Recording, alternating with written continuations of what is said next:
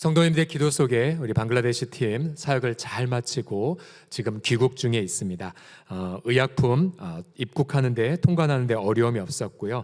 약 사흘간의 의료 사역을 통해서 238명의 현지인들에게 예수님의 사랑과 복음을 잘 전달하셨습니다. 그리고 쉴 겨를 없이 바로 싱가포르를 경유해서 아마 오늘 늦게 귀국할 예정에 있습니다. 12분의 지체들 와서 잘 회복받고 또 특별히 뿌려진 복음의 씨앗이 잘 열매를 맺도록 함께 기도해 주시기를 바랍니다. 지난 2010년 9월 2일 태풍 곰파스, 저는 그 태풍의 이름을 잊을 수가 없습니다. 그 태풍 곰파스가 수도권을 강타할 때였는데요. 제게는 퍽 소중한 두 분이 동시에 같은 날에 소천한 날이기도 합니다. 한 분은 사랑의 교회 고 옥하는 목사님, 우리가 잘 알다시피 제자훈련을 통하여 한국교회를 일깨운 귀한 목사님이셨죠. 오랫동안 폐암으로 투병하셨다가 73살의 나이에 가족들의 따스한 눈물과 또 많은 성도들의 기도 속에 평화롭게 주님의 품 안에 가셨습니다. 하지만 같은 날 37살밖에 안 된 우리 전도사님 한 분이 갑자기 세상을 떠나셨죠. 그분은 지구촌교회 고 손중욱 전도사님이셨습니다. 저와 나이가 같았고요. 예배 시간마다 안내를 함께 쓰면서 교제하면서 전도사님이 정말로 신실했고 정말 열정 가득한 분이었고 또 당시에 맡은 청년부에게 많은 그런 사랑을 받았던 존경을 받았던 전도사님이셨습니다. 그날 태풍으로 강렬한 바람이 불었을 때에 아침 7시경에 사모님 직장에 가시는 것 바르다 주다가 그만 태풍에 쓰러진 나무에 머리가 다 크게 다치셔서 사모님을 놓고 먼저 천국에 가셨죠.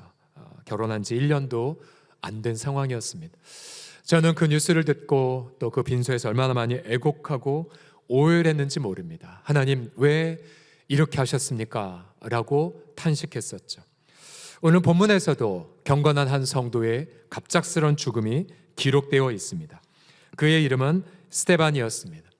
스데반은 믿음과 성령이 충만했습니다. 그리고 교회에서 칭찬받는 성도였죠. 그는 구제 사역에 헌신했고 또 누구보다도 복음을 전하는 데 앞장을 섰습니다. 사도행전 7장에 바로 이 스데반의 긴 복음 전도 설교가 기록되어 있는데요. 그 분량은 사도행전에서 사도 바울의 분량을 능가하고 또 베드로의 설교보다 더 긴 내용을 거기에 남겨두었죠. 유대인들은 스데반을 시기했고 돈에 매수된 이들이 스데반을 거짓 소송했습니다.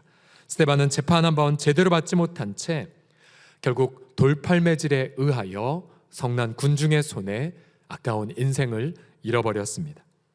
8장 2절에 보시게 되면 그 당시 초대교회 분위기를 이렇게 기록하고 있습니다. 스데반을 장사하고 위하여 크게 울더라. 분명 성도들은 부활의 소망이 있었지만 천사 같은 사람이 갑자기 떠난 거에 애곡을 했습니다. 아마 전승에 따르면 스데반의 나이를 한 30대 초반으로 추정을 하는데요. 아마 그에게 아내와 또 젊은 어린 아기들이 있었다면 아마 성도들은 그의 유족들을 보고 더욱 아파했을지 모릅니다. 우리 사랑하는 성도들이요, 우리가 객관적으로 보더라도 예수 믿는 성도들도 동일한 재난을 겪습니다. 또 예수 믿는 성도들도 갑작스럽게 사별의 아픔을 겪습니다. 예수 믿는 성도들도 똑같이 경제적 환난에 시달리기도 하고요. 예수 믿는 성도들도 동일한 사고사도 겪게 됩니다. 우리는 그때에 성도의 갑작스러운 아픔 앞에 탄식하게 되죠. 하나님 왜 이렇게 어찌하여? 라는 탄식을 하며 아픔의 애곡을 하게 됩니다. 사실 지난 한 주간에도 우리는 밤마다 글로리아 홀에 모여서 함께 애곡하며 살려달라고 눈물 흘리지 않았습니까? 근데 우리는 그 아픔 너머에 바로 성령 하나님의 평강과 같은 그리고 우리의 지성과 이성을 뛰어넘는 하나님의 해답을 듣게 됩니다. 오늘 본문을 통해서 스데반의 죽음을 중심으로 우리 사도행전의 메시지를 함께 나눠보도록 하죠. 과연 성도의 죽음을 향한 하나님의 해답은 무엇일까요? 첫 번째로 성도의 죽음을 향해 우리 주님은 힘차게 외치십니다. 성도의 죽음은 헛되지 않다. 왜냐하면 부활의 성령이 함께하기 때문이다라고 외치십니다. 같이 읽어주시겠습니다. 헛되지 않다. 시작. 헛되지 않다. 부활의 성령이 함께한다. 오늘 보면 55절에 보시게 되면 스데반이 마지막 죽음의 그 순간 그는 외롭지 않았습니다. 왜냐하면 그에겐 성령 하나님이 함께 계셨기 때문이죠. 그는 어쩌면 아픔도 못 느꼈을지 모릅니다. 왜냐하면 그에게 성령이 충만하게 함께 계셨기 때문입니다. 함께 같이 55절을 읽어보겠습니다. 시작. 스데반이 성령 충만하여 하늘을 우러러 주목하여 하나님의 영광과 및 예수께서 하나님 우편에 서신 것을 보고. 여러분, 성령으로 충만하자 그는 부활하신 예수님을 밝히 보았습니다.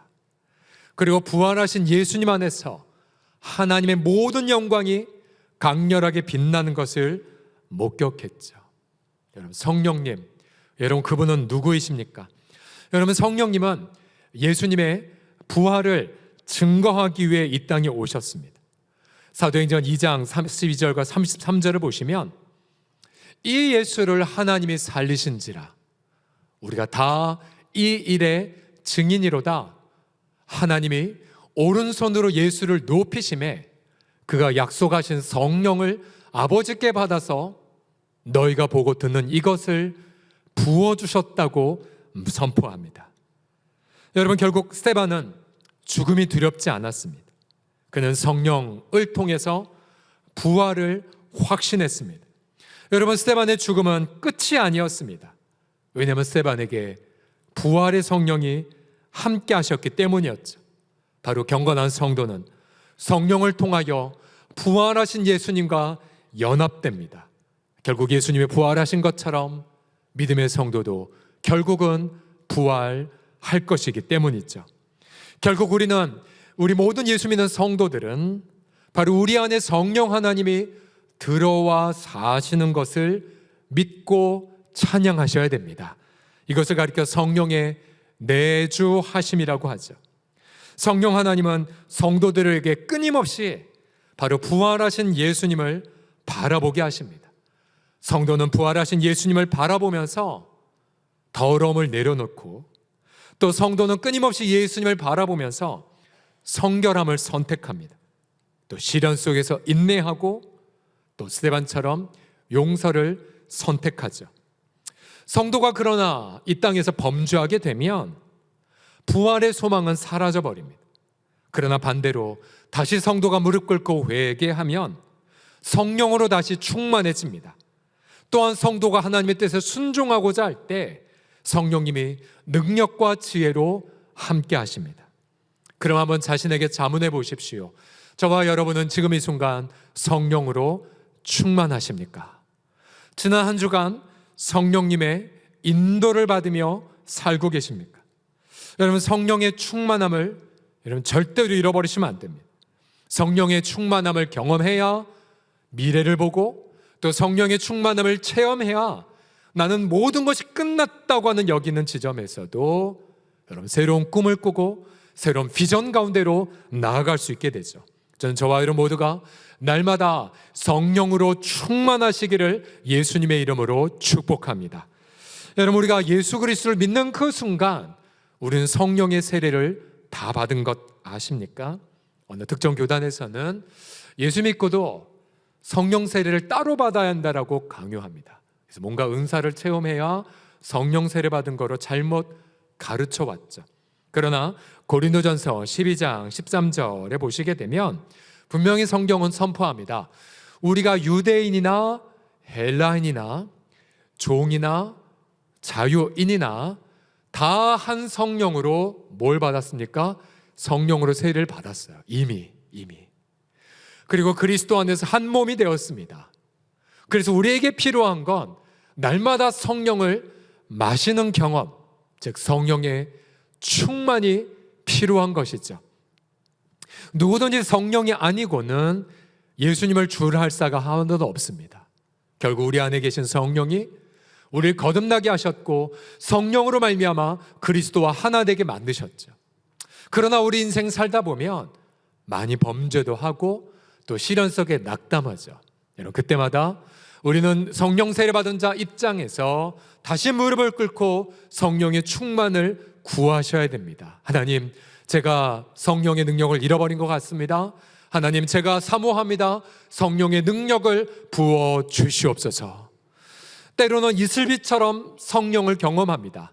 그래서 우리가 인생에서 어떤 인격적으로 감화를 받고 순종의 삶을 살기도 하고요. 때로는 폭포수처럼 성령을 경험합니다. 그래서 선교지나 아니면 비상한 상황 속에서 성령의 어떤 비전, 성령의 능력, 성령의 기름 부으심, 또 믿음 행함, 또 기적을 행함, 또 귀신을 쫓아냄, 그런 놀라운 역사들을 성령의 비상한 부어짐을 통해서 경험하게 되죠. 우리 사랑하는 성도들이요, 우리가 비록 지난 명절 기간 동안 행여나 여러분들이 물질로 서로 재단하거나 때는 내 인생에 성창은 아무것도 없다 해서 고개 숙이면서 우울한 채 이 자리에 나오실런지 모르겠습니다. 그러나 중요한 사실은 예수님이 자기의 생명을 깨트리시고 바로 당신의 성령을 우리에게 부어주셨다는 사실입니다. 저와 여러분 하나님의 상속자로서 하나님의 성령이 우리 안에 내주하는 고귀한 자들입니다. 결코 재발을 비부러워할 필요도 없고 어떤 권력자도 따라올 수 없는 부분이 우리 안에 내주하시는 성령 하나님. 그래서 저는 저와 여러분 모두가 날마다 성령으로 충만하시고 성령의 능력으로 사시고 성령의 감동 감화로 날마다 승리하시기를 다시 한번 그리스도의 이름으로 축복합니다. 옆 사람 보며 축복합시다. 성령으로 충만하십시오라고 해. 시작. 성령으로 충만하십시오. 두 번째로 성도의 죽음을 향한 하나님의 해답이 무엇이냐면요, 패배가 아닙니다. 패배가 아니에요. 바로 주님의 통치가 승리하는 기회가 됩니다. 함께 읽어주십시오. 패배가 아니다. 시작. 패배가 아니다. 주님의 통치가 승리한다. 사실 스데반의 죽음은 억울했고요, 성난 유대인들이 이긴 것처럼 보입니다. 또 제일 마음 아픈 부분은 돈이 이긴 것처럼 보였거든요. 왜냐하면 7장 앞부분에 보면 되면 유대 지도자들이 매수해서 결국 성난 군중들을 부추겼거든요. 결국 사실 우리가 인생 예수 믿는 성도들 살다 보면 사실은 돈의 힘이 전능가처럼 보이기도 하고요, 또 탐욕을 가던 지도자들이 오히려 이 세상을 그렇게 흔드는 걸 바라볼 때마다 여러분 예수 믿는 성도들의 마음도 많이 무너질 때가 많아요. 아, 내가 패배했나? 내가 인생 헛살았나? 라고요. 그러나 오늘 본문의 56절에 보시게 되면 여러분 스데반의 마음은 허무하지도 않았고 또 패배의식으로 우울하지도 않았어요. 그의 마음속에는 마지막 죽음의 순간 그의 의식이 어디 있는지 56절 다 같이 읽어봅시다. 시작. 말하되 보라, 하늘이 열리고 인자가 하나님 우편에 서신 것을 보노라 한데, 저기서 말한 인자란 예수님의 자기호칭이죠. 사람 인자, 아들 자자. 하나님의 아들이셨지만 예수님은 자신을 가리켜 사람의 아들이라고 즐겨 부르셨습니다. 사실 예수님의 인생 보더라도 패배한 것처럼 보이지 않습니까? 유대인들이 이긴 것 같고 종교 지도자가 예수님을 굴복시킨 것처럼 보였죠. 왜냐하면 사람의 아들이 고초를 당했고 신문당했고 십자가에 못 박혀 비참하게 수치스럽게 죽었기 때문입니다. 그러나 여러분, 성경은 예수님의 죽음을 패배라고 하지 않습니다. 사도행전 2장 24절에 보시게 되면, 자, 너희가 법없는 자들의 손을 빌려 예수를 못 박아 죽인 건 팩트였습니다. 사실이었습니다. 그러나 여러분 보세요. 23절과 24절을 보시게 되면 예수님은 하나님께서 정하신 뜻과 미리 아신 대로 하나님의 허용에 따라 예수님을 내주신 바가 되었을 뿐이었습니다.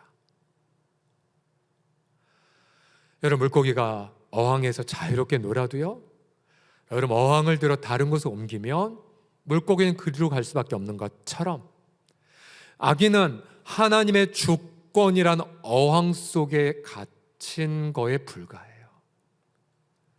오직 하나님의 성경의 말씀에 따라서만, 오직 하나님 미리 예정하신 것 테두리 안에서만 움직일 뿐입니다.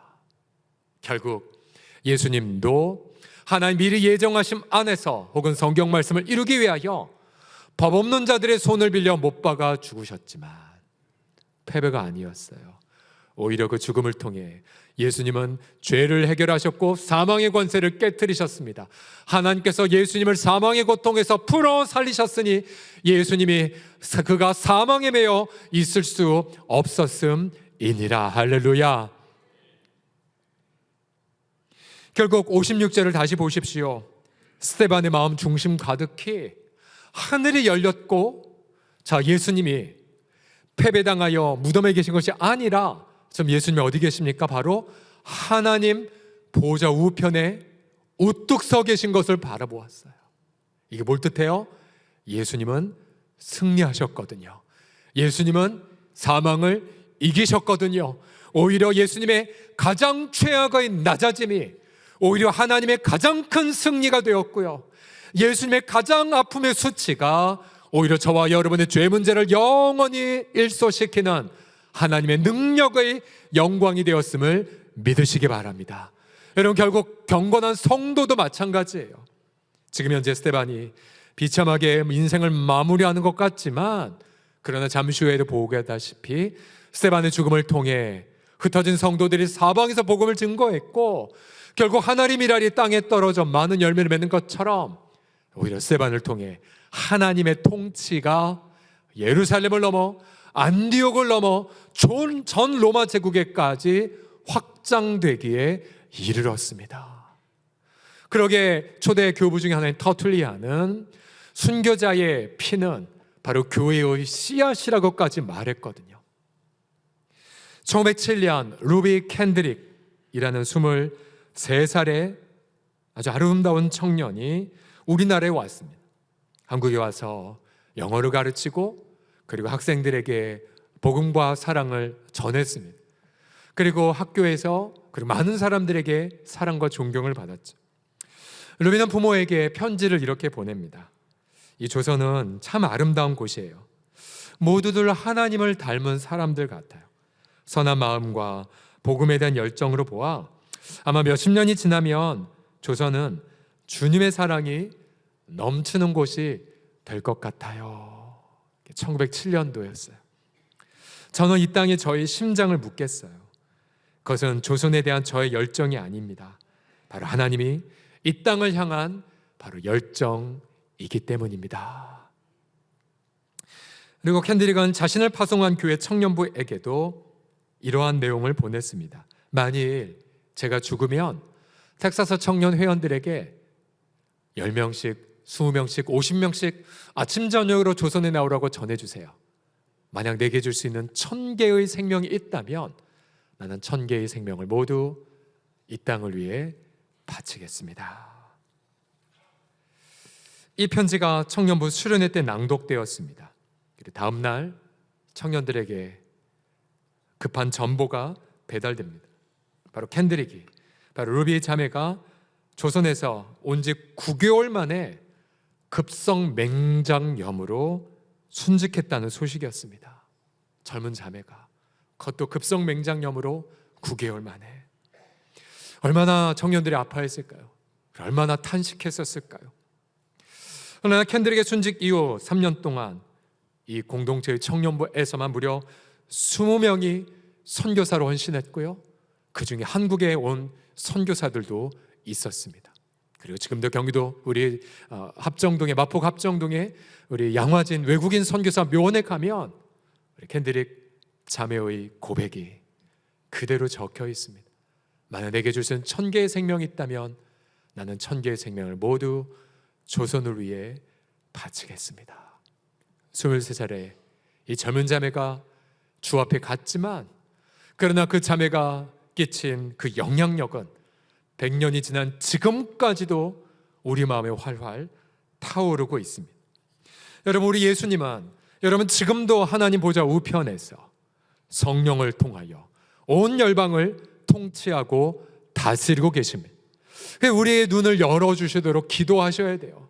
여러분, 가장 인생의 암울한 그때라 할지라도, 비록 악이 승리하는 것처럼 보이는 억울한 형편이라 할지라도 눈을 열어 기도하셔야 돼요. 하나님, 악이 전능하지 않음을 제 눈을 열어 보게 해주세요. 사탄이 전능하지 않다는 걸 제 눈을 열어 보게 해주세요. 가장 암울한 굴 속에서 할지라도 오히려 하나님의 통치는 더 강렬하게 내 가정에, 우리 집에 임하는 것을 목도하게 하여 주시옵소서. 여러분, 그렇게 기도하셔야 돼요. 그래서 이 풍랑이 나요, 내가 빨리 나아갑니다 라는 그 찬송을 여러분 기쁨으로 들으실 수가 있으셔야 됩니다. 여러분이 정말로 인내하고 참고 정말로 신앙생활 열심히 했음에도 불구하고 행여나 이번 명절날 만난 믿지 않는 가족들과 혹시나 세상적으로 비교하고 혹시나 물질적으로 비교해서 만약 여러분 마음에 조금이나마 우울함이 틈탔거나 내가 이렇게 헛살았나? 난 실패했나라는 마음이 조금이라도 들어서 만약 여러분의 중심 속에 천국에 대한 소망이 사라지고 또 뭔가 감사와 기쁨이 사라졌다면 회개하셔야 됩니다. 회개하셔야 돼요. 예수님이 자기 생명 바쳐서 우리를 하나님의 자녀 삼으셨고, 우리가 분명히 고난의 한복판 안에서 하나님의 영광을 더 빨리 경험할 수 있을 거라고 누누이 강조했지만 그거를 못 본 채 똑같이 우울해 있고 똑같이 여러분 세상에 탐닉하셨습니까? 하나님의 영광을 못 보시는 거죠. 오히려 회개하시고 하나님, 제 눈을 열어서 가장 아픔의 순간에도 하나님의 나라가 제한 없이 제 인생 속에 임하는 것을 목도하게 하여 주시옵소서 라고 기도하셔야 돼요. 결국 여러분, 예수님, 인자 되신 예수님 나중에 어디까지 성취가 될까요? 이미 구약성경 다니엘서 7장 13절과 14절을 보시게 되면 분명히 이렇게 약속하셨어요. 내가 또 밤 환상 중에 보니 인자 같으니, 예수님을 미리 본 거죠. 다니엘이 하늘 구름을 타고 와서 옛적부터 항상 계신 이에게 나아가 그 앞으로 인도되매 그에게 권세와 영광과 나라를 주고 모든 백성과 나라들과 다른 언어를 말하는 모든 자들이 누구를 섬기게 하셨어요? 바로 그를 섬기게 하셨으니 그의 권세는 소멸되지 아니하는 영원한 권세요, 그의 나라는 멸망하지 아니할 것이니라. 아멘, 아멘. 복음이 우리나라에 전달되었고 우리도 수많은 선교사들이 지금 열방의 복음을 증거하고 있죠. 마침내 예수 믿는 이 복음이 열방 사람 모든 귓가에 들리는 그 순간, 바로 예수님은 천사장의 나팔과 또 수많은 예수 믿는 성도들과 함께 이 땅에 재림하게 되실 겁니다. 바로 그날 끝까지 회개하기를 기다리셨던 예수님께서 열방을 다 모아 하나님의 공의에 따라 심판을 행하실 것입니다.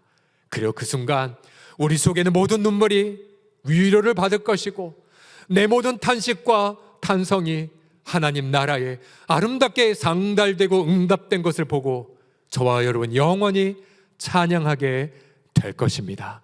여러분, 그날 예수님이 다시 오시는 날 함께 제가 소집할 거예요, 여러분들을.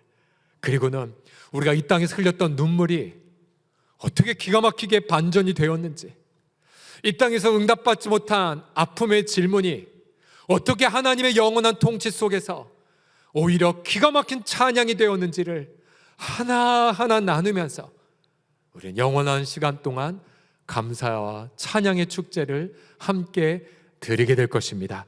여러분, 그날을 바라보시면서 여러분 날마다 예수님의 그 통치, 하나님의 나라를 바라보시기를 간절히 축복합니다. 마지막으로 성도의 죽음을 향한 하나님의 해답은 무엇이냐면, 자, 이렇게 선포하십니다. 할 일이 있다. 복음 전도의 분량을 채우라입니다. 같이 읽어주십시오. 시작. 할 일이 있다. 복음 전도의 분량을 채우라. 자, 스데반이 죽자 예루살렘 교회 성도들은 피난을 떠났습니다. 그런데 흩어졌던 성도들 뭘 하고 있었을까요? 8장 4절을 다 같이 우리 읽어볼까요? 시작. 그 흩어진 사람들이 두루 다니며 복음의 말씀을 전할세. 자, 이들은 경건한 자신을 사랑하는 이의 죽음을 목격했고 장례식 때 크게 울었지만, 그러나 그들은 피신을 가서 바로 복음을 전하기 시작했어요. 이들이 뭘 전했을까요? 아마 가장 먼저 이거부터 전했겠죠. 자기가 보았던 스데반의 마지막, 우리 스데반 집사님이 죽음의 순간에도 성령 충만했답니다. 그리고 그가 자기를 죽이려 했던 사람들을 향해서도 하나님 용서해달라고 기도했답니다. 그리고 그 죽음의 순간 성령 충만했고 하나님의 영광을 보았답니다. 그 예수님을 제가 전합니다 라고 말했겠죠. 그래서 8장 5절에 보게 되면 빌립이 스데반과 동료이지 않았습니까? 빌립이 담대하게 사마리아에서 복음을 증거한 걸 알 수 있습니다. 소외된 땅을, 멸시받는 땅에 가서 빌립이 복음을 증거하자 어떠한 역사가 일어났습니까? 8장 7절과 8절 보시면 많은 사람에게 붙었던 더러운 귀신들이 크게 소리를 지르며 나가고 또 많은 중풍병자와 못 걷는 사람이 나오니 그 성에 무엇이 있었습니까? 큰 기쁨이 넘쳐났습니다. 빌립의 전도를 통해. 그뿐만이 아니었어요. 사도행전 11장 19절까지 가시면 또 스데반의 일이 나옵니다. 그때에 스데반의 일로 일어난 환란으로 흩어진 자들이 베니게 구브로 안디옥, 그러니까 레바논, 그리고 사이프러스 섬, 안디옥, 시리아의 안디옥까지 이르러 처음에는 자기 동족에게 말씀을 전했는데 그 중에 몇몇 사람들이 그리스 사람들에게도, 헬라인에게도 예수님을 전파했고 주님이 함께 하셨고 결국 이 안디옥이라는 국제도시에 최초의 국제적인 교회가 설립되었습니다. 그리고 그곳에 바나바와 바울이 가르쳤고 더 나아가 안디옥 공동체에 최초의 선교사가 임명받아서 결국 전 로마 제국을 변화시키는 역사가 일어나게 되었죠. 여러분, 결국 이 사도행전 저자는 스데반의 죽음부터 시작해서 사마리아의 변화, 안디옥 공동체 설립, 그리고 선교사 파송까지, 여러분 결국 초대교회 성도들은 자신을 향한 복음 전도의 분량을 채우면서 그 아픔과 애곡을 결국 전도로 승화시켰다는 사실이죠. 그러나 여러분, 모든 사람들이 이러한 대열에 따른 건 아니었어요. 자, 바울, 처음에 이름이 사울이었는데요. 오늘 우리가 읽은 본문을 보게 되면, 자, 사울은 성령 충만한 스데반을 보았어도 마음은 변하지 않았고요. 또 스데반이 예수님의 부활을 증거했음에도 불구하고 스데반 오히려 마음이 강팍했어요. 바울은 마음이 강팍했습니다. 또 스데반이 마지막 용서를 선언하며 그렇게 숨졌지만 바울은 전혀 감동을 받지 않았어요. 오히려 살기가 등등했고 오히려 예수 믿는 사람들을 체포하고 강제로 모독하는 말을 하게 하고 감옥에 넣는 데에 앞장섰습니다. 사실 여러분, 같은 공동체에 머물러도 이러한 바울과 같은 완고한 분들을 종종 보게 돼요. 모든 이들은 성령을 경험하고 또 정말 이 시련 속에서도 하나님의 뜻이 무엇인지를 깨닫고 사명을 감당하는데, 오히려 어떤 이들은 마음이 굳어져서 전혀 하나님의 은혜를 모르는 이들도 종종 있습니다. 그러나 부활하신 예수님은 바울을 포기하지 않으셨죠. 사도행전 9장에 가면 여전히 바울이 살기가 등등했지만 부활하신 예수님은 바울을 만나주십니다. 처음에 바울도 그가 예수인지 알지 몰랐죠. 주여, 누구십니까? 그때 예수님은 자신을 밝힙니다. 나는 네가 괴롭히는 예수란다. 바로 그 순간 바울은 거꾸러졌고 눈이 멀어버렸죠. 아니, 그 자리에서 눈이 먼 것이 아니라 그 전부터 눈이 멀었던 영혼의 상태가 드러난 것이 아니겠습니까? 그러나 아나니아라는 제자를 예수님이 보내시면서 바울이 앞으로 남은 할 일을 이렇게 제시하십니다. 사도행전 9장 15절 16절을 보시면 저기에 자신의 이름을 넣어서 한번 읽어보십시오. 이 사람은 내 이름을 이방인과 임금들과 이스라엘 자손들에게 전하기 위하여 택한 나의 그릇이라. 그가 내 이름을 위하여 얼마나 고난을 받아야 할 것을 내가 그에게 보이리라. 결국 바울은 자신의 남은 인생을 복음을 증거하는 일에 헌신합니다. 결국 여러분, 왜 스데반 같은 경건한 성도가 일찍 죽었을까요? 여러분, 그것은 스데반은 전도의 분량을 다 채웠기 때문이 아니겠습니까? 그러하기에 그의 설교가 바울보다 베드로보다 더 길게 기록된 것이 아닐까요? 그가 모두 다 사명을 이루었기 때문에 결국 그의 떠남은 갑작스러운 이별이 아니었습니다. 바로 그의 떠남은 사명을 완주한 자의 메달과 같은 순간이었던 거죠. 자, 우리 공동체의 설립자 고 황금천 목사님에게 알려지지 않은 스토리가 있어요. 이찬현 목사님의 황금천 목사 설교집에 기록되어 있는 비하인드 스토리입니다. 여기까지는 아실 거예요. 6.25 전쟁 당시 우리 목사님께서 군목으로 헌신하신 거. 그래서 예전에 사진도 제가 몇 번 보여드렸지만요. 근데 1952년도에 목사님이, 제가 다른 기록을 살펴보니까 51년도로 나오는데 이 책에는 52년도로 기록되어 있습니다. 자, 52년도에 목사님은 여러 군목들의 생활비를 가지고, 거금을 가지고 호남선 열차를 타고 광주로 가고 계셨습니다. 그런데 열차가 이 장성의 갈제 터널을 통과할 때에 산에 숨어있던 북한 게릴라들이 목사님이 탄 열차를 습격했습니다. 열차는 폭파되었고 전복되었고 수많은 승객들과 군인들이 희생당했습니다. 자, 근데 이런 아비규환 속에서 우리 황근천 목사님은 기적적으로 살아나셨어요. 이때의 고백을 인생 중에 자주 고백을 하셨다고 합니다. 이 책 400페이지 보게 되면 목사님의 표현 그대로 적은 건데요. 1952년 이후에 나의 생명은 덕가지 생명인 고로 더욱 하나님께 충성해야 한다라고 늘 고백을 하셨다고 합니다. 여기서 낯선 단어인 덕가지라는 표현이 있죠. 책의 오타인가? 네, 그렇지는 않았고요.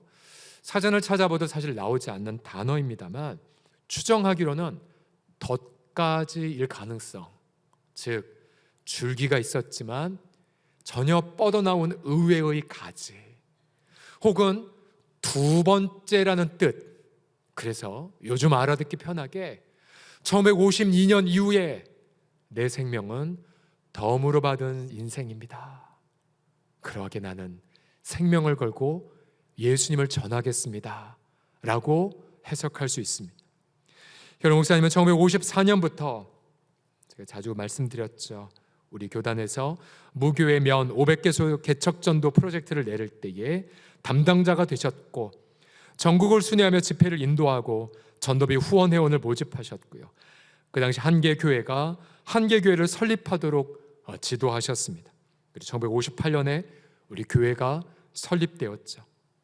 목사님 평소 소원은 강단에서 말씀을 증거하다 천국 가는 것이었습니다. 그 1977년 2월 11일 베델 성서 연구회 수료식에서 마지막 말씀을 증거하셨죠. 네, 이때 무슨 말씀을 증거하셨는지에 대한 기록이 이 책에 나옵니다. 목사님은 바로 1952년 열차 폭파 사고에서 살아난 간증을 마지막으로 하시고 그 자리에 쓰러지셨고 1시간 후에 주님의 품 안에 가셨습니다. 결국 65년의 그 인생 동안 결국 목사님도 복음 전도의 분량을 채우셨고요. 25년의 인생 동안 덤으로 받은 인생 하나님 앞에 자신을 드렸던 것입니다.